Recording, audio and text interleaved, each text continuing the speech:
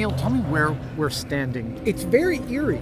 It's a spooky place to be standing. I mean, there's like containers and trucks and people moving around. Yeah. But like you look in a couple directions and it's actually kind of immersive. Yes, the thing with Ridley, he likes big sets. He wants to, he immerses himself in this area. Yeah. So he will always keep pushing for a bigger and bigger set. It probably started off this big. Yeah. And then we've gone He's right like up deeper. Deeper. Let's put more of these big blocks in. What's his reason that he wants so much set around the actors? I just think it's because it's real.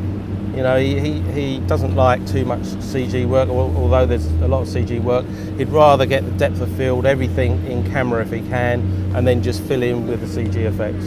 So your job as effects supervisor is to give him as much practical stuff as possible and be able to improvise while at the same time keeping an eye? Absolutely, yeah. I mean, again, Ridley is he's very well known for saying, yeah, I like this, but what about if we did this as well? So we have like 2 or 3 things up our sleeve just in case, in anticipation of what he might need. But yeah, he likes to keep us on our toes. And you were saying he likes rolling with the punches. Yes. We were standing on a set that got rained on this weekend, yes. So it wasn't supposed to have water. No, he'll adapt. He'll figure out some way of, there was a torrential storm, or he'll add rain to one of the sequences to make it work.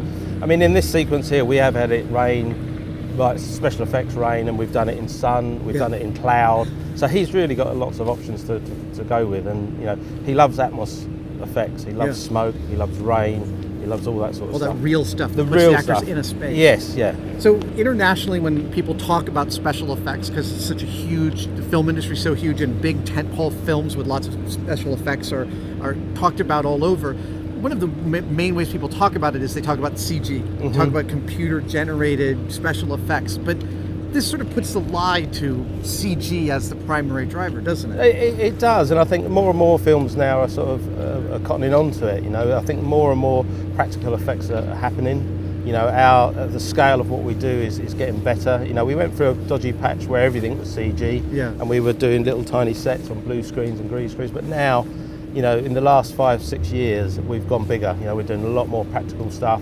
We've got a big gimbal that we're shooting today over on the other set there, and it's 18 meters long by 10 meters wide. It's a massive set, and it gives Ridley a great playground to working platform to shoot a big action sequence on. So, given all the planning that it takes to build these giant set pieces, there's still room for improvisation? Yeah, absolutely, yeah, because sometimes things might not go according to plan. Sometimes something's not ready in time, and then Ridley has to figure out a way or we help him as well, come up with ways to shoot it in different ways. So he might look at something and say, I don't want to shoot this way, I want to shoot that way, can you dress this? Yeah, he'll say, can you take that and that over there?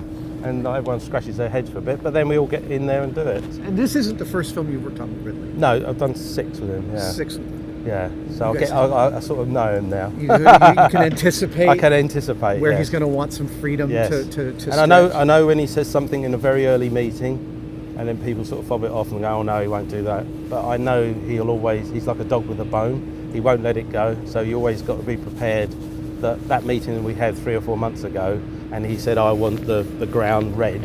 You know that's probably what he's going to want.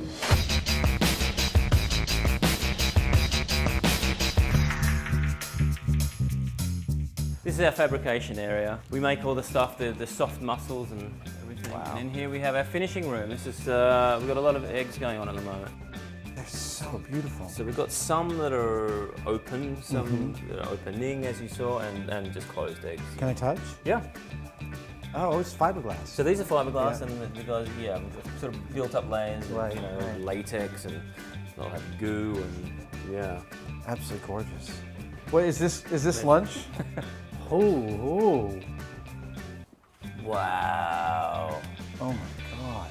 So again, that's all printed individually, and then the guys have sort of stitched it we've on. fabricated over the top of that with latex and sort of broken it down. Beautiful. Damien, you've worked on a whole bunch of films, and every film brings skills and materials that you know about. But there's always probably innovation and new things you're bringing to the table, right? Absolutely. So what was the innovation brought about for Alien Covenant? For me, this is our first sort of exposure and practical application to the 3D printing, the world of 3D printing, and just how far it's come. And this is a slice of an alien egg, and it's 3D printed. It is, yeah, it is. So That's that insane. That started as a model done in ZBrush, and then it was done in the segments, and so you're limited to bed size. So, Right, so it's- this was printed to here. Okay, And right, we yeah, I had to see do the a join. You cap can bit. see that join. These pieces over here are for later. For later, More yeah. So parts these of will be this? different segments of the egg, That's which will need to be incredible. joined, and then. I mean, the I whole thing just will know be from a artworked. fabrication standpoint, this isn't possible to make this part any other way. Oh, so hard, so hard. And the amount of level, it would have to be sculpted, then molded, and then each piece cast, and to Right. get that sort of evenness and that clarity. I don't know if you've ever dealt with I- clear castings The clear before. casting stuff is but, an yeah. absolute nightmare. It It's is. never not a headache. It is, The exactly. silicones react, it doesn't yeah. cure all of that. All of those things, And air this just- bubbles, inclusions, and Yeah. and this is just beautiful. How are you enjoying the painting process, the finishing process of it? Oh, it's fantastic. I'm not painting this particular piece, but Yeah. just having that clarity there means that you can take it all the way to opaque and also get that depth. Is it increasing the speed of your iterative process? You're able to turn out prototypes for Ridley faster because of 3D printing? It is, yeah, definitely. That whole, I like it, but can I have it 10% bigger? Right. Which is a nightmare if you're sculpting from scratch and Right. then molding and casting only to hear that.